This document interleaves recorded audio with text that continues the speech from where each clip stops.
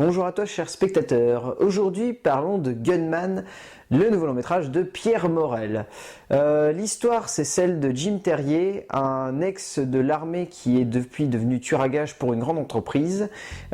Sauf qu'en 2006, suite à une opération réussie où il a assassiné un ministre d'un gouvernement africain, il va se retrouver à devoir faire profil bas. Il va le faire profil bas pendant 8 ans, mais 8 ans plus tard, alors qu'il est tranquille au Congo et qu'il bosse pour une association humanitaire, son ancien patron va le retrouver et va essayer de le buter.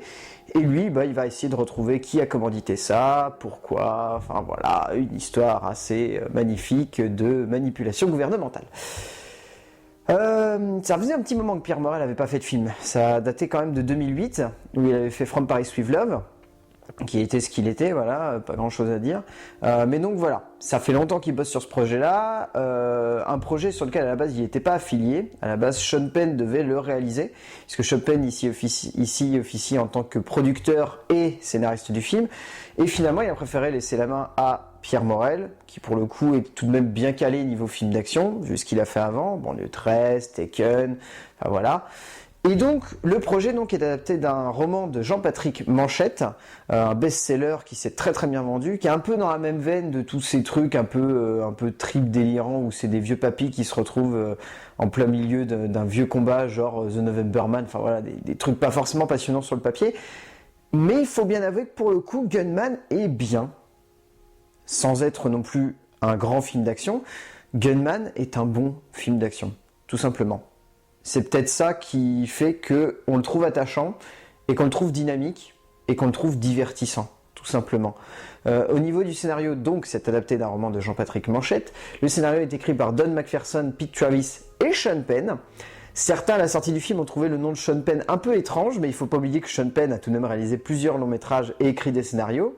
Donc finalement, ce n'est pas si étonnant que ça de le voir à l'écriture d'un scénario.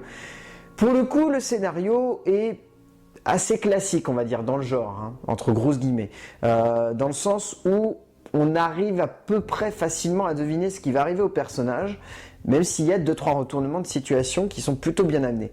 Ce qui est intéressant, c'est de montrer que ce personnage, c'est pas forcément un gros badass qui peut démonter tout. C'est aussi un homme qui est très faible, et de ce point de vue, ça surprend au niveau de l'écriture, parce qu'on s'y attendait pas forcément. Pour rester un petit peu dedans, il faut bien avouer que les papilles, entre guillemets, qui passent au genre de l'action, ça est amené avec plus ou moins de subtilité. Taken, c'était plutôt intelligent. The Novemberman, c'était une idée complètement ridicule. Et là, Gunman, on est un peu entre deux. C'est intelligent et par moments, c'est un peu poussif. Mais dans l'idée, ce qui est intéressant, c'est qu'on n'est pas forcément sur un gros film d'action, on est plus sur un thriller d'action. Dans le sens où il y a une vraie tension qui est amenée par le biais de l'écriture, il y a un vrai travail des personnages, il y a une vraie structure dramaturgique qui peut-être est classique, mais marche tout de même. Et c'est ça qui est intéressant, c'est de voir qu'au final, le film ne se prend pas complètement comme un gros film d'action bourrin, mais il veut se prendre avant tout comme un thriller. Un thriller d'action, oui, mais un thriller, dans le sens où une tension va être amenée, une tension va monter, et une tension va surprendre un petit peu le spectateur. C'est ça qui fait que ça marche, tout simplement, Gunman.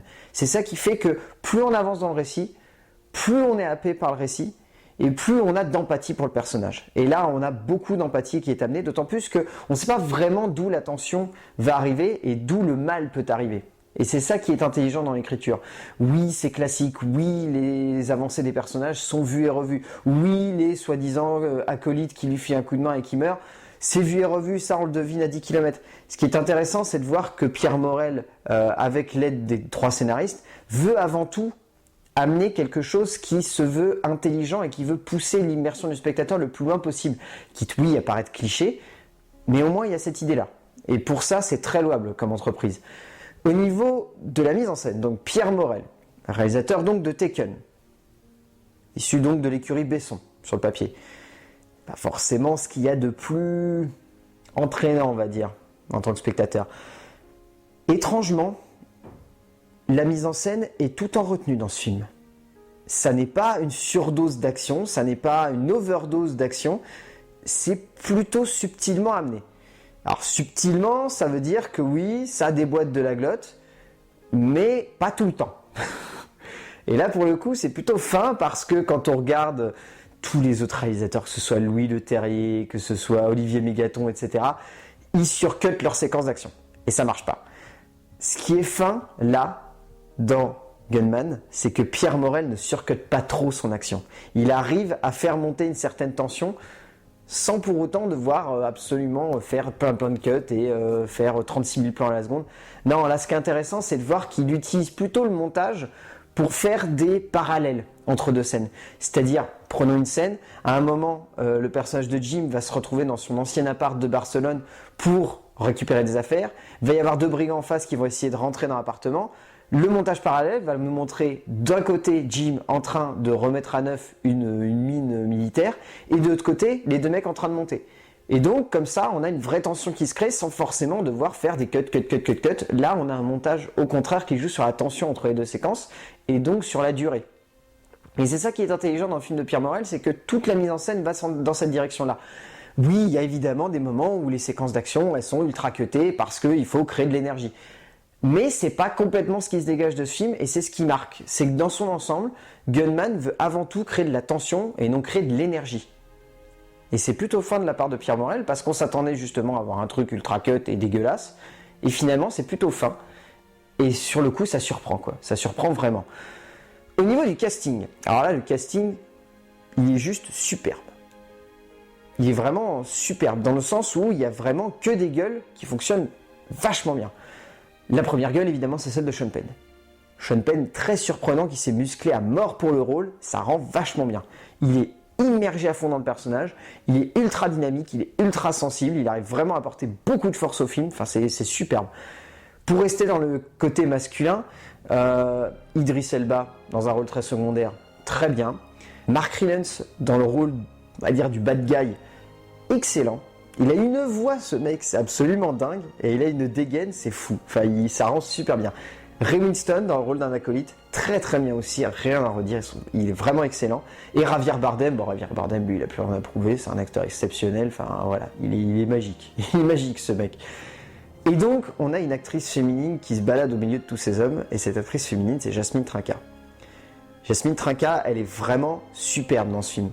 Autant physiquement qu'au niveau de son jeu, c'est superbe. Elle est exceptionnelle. Elle arrive à apporter beaucoup de subtilité et beaucoup de finesse à l'ensemble du film qui, le reste du temps, est très brut.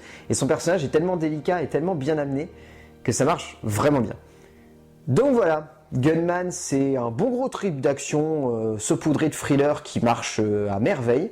C'est loin d'être un grand film, c'est loin d'être une surprise, c'est loin d'être le long métrage de l'année. Mais ça marche, tout simplement. Pierre Morel arrive à livrer un film d'action qui fait plaisir à voir, qui est simple, qui est dynamique, qui a une histoire qui est palpitante, qui, oui, est peut-être un petit peu cliché sur les bords, mais ça fonctionne, tout simplement. Et en plus, c'est porté par Sean Penn et Jasmine Trinca, et rien que pour ça, ça se vend super bien. Donc ouais, Gunman, ça peut être rigolo, allez-y. Même avec votre copine, ça peut être rigolo à aller voir, elle peut trouver ça bien. Mais en tout cas, oui, c'est un bon film d'action, faites-vous plaisir, c'est rigolo. À plus!